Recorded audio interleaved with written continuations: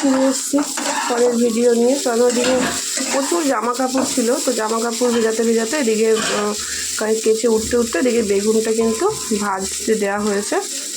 তো বেগুনের একটা নতুন রেসিপি করব। এখন না বেগুন ভাজা খাওয়া যাচ্ছে না, কেমন লাগছে টক টক, কারণ ফাল্গুন মাস পড়ে গেছে, ওই খেলে বেগুন সেদ্ধই খাচ্ছি। তো ভাবলাম চলো আজকে একটা বেগুন দিয়ে নতুন রেসিপি করি এবং তোমাদের সাথে সেটা শেয়ারও করি। তো যা মশলা আছে ওই দিয়েই করবো, নতুন করে আর কোনো মশলা করবো না। এর মধ্যে পেঁয়াজ রসুন সবই দেওয়া যেতে পারে, ওটাও একদিন করে তোমাদেরকে দেখাবো। তো এখন আপাতত তাড়াহুড়োতে যা আছে তাই দিয়ে করবো। দেখতেই পাচ্ছ বেগুনগুলো কিন্তু ভাজা ভাজা হয়েছে, আর তুলে নেব। বন্ধু দেখো বেগুন কিন্তু ভাজা হয়ে গেছে, তুলে নিয়েছি। এবার আমি কিন্তু কড়াতে তেল দিয়ে দেবো। তো তেল দিয়ে দিই।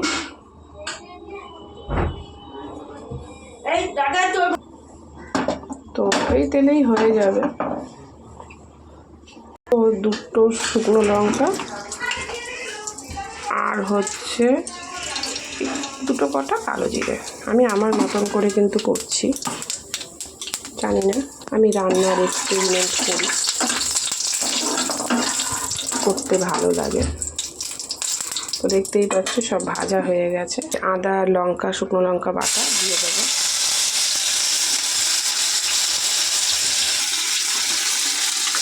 একটু বেশিই লাগবে যেহেতু মশলা খুব ছিটকাচ্ছে। তবে একটু লবণ দিয়ে দিই।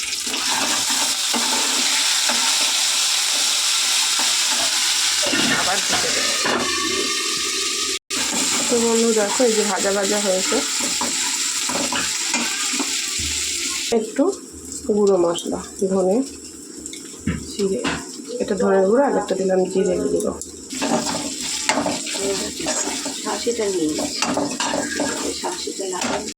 সামান্য জল অ্যাড করবো।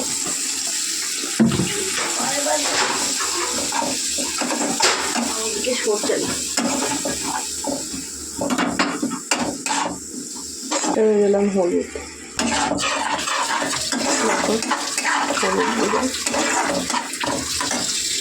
একটা টমেটো অ্যাড করলাম।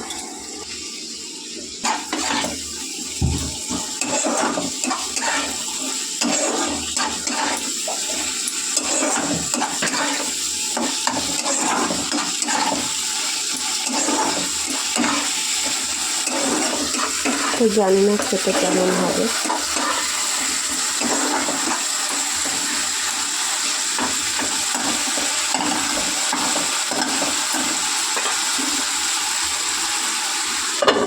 ঢেকে দিই। তো একটু টক দই দিয়ে দিলাম।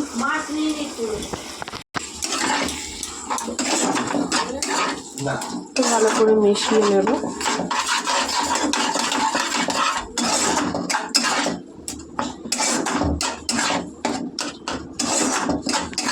মশলা থেকে তেল ছাড়লেই কিন্তু দিয়ে দেবো।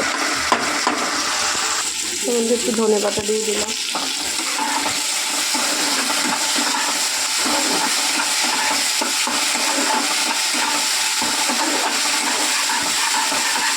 কষে গেছে, তেলও ছেড়ে গেছে।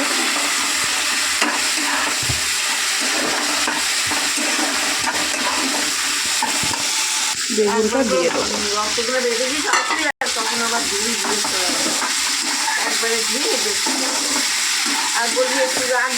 এর মধ্যে পেঁয়াজ রসুন যায় আমি দিয়ে নিই, আবার পেঁয়াজ কাটে। তো সামান্য একটু জল দিয়ে ঢেকে দেবো। একটুখানি জল দিলাম কারণ মশলাগুলো যেন বেগুনের ভিতরে ঢোকে, সেই জন্য। তো ঢেকে দেবো, হয়ে গেলে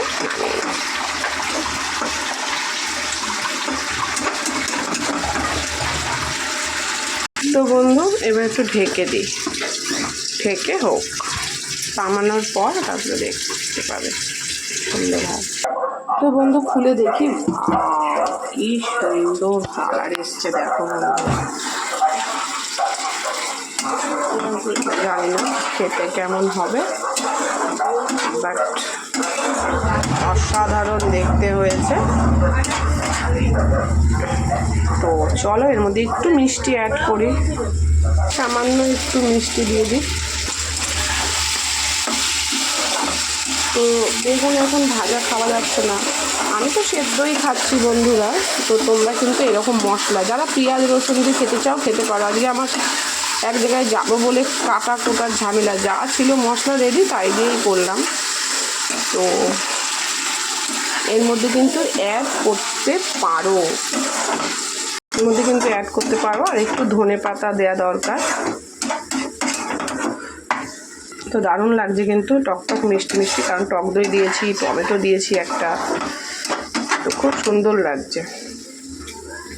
তো বন্ধু গার্নিশের জন্য কিন্তু আমি একটু ধনে পাতা উপর দিক দিয়ে ছড়িয়ে দেবো। দেখো কি সুন্দর তেল ছেড়ে গেছে বন্ধুরা। ধনে পাতার ফ্লেভার তো আমার খুবই ভালো লাগে, জানোই। এর মধ্যে তোমরা কেশর মেথি যে হাতে ডলে দিতে পারো, ভালো লাগবে। তো চলো এবার আমি নামিয়ে নেবো। দেখো একা হাতে নামানো সম্ভব না এটা, তো এটা কিন্তু আমি নামিয়ে নেবো। তো চলো নামিয়ে নিই। আহা কি সুন্দর হয়েছে। গ্যাস বন্ধ করলাম।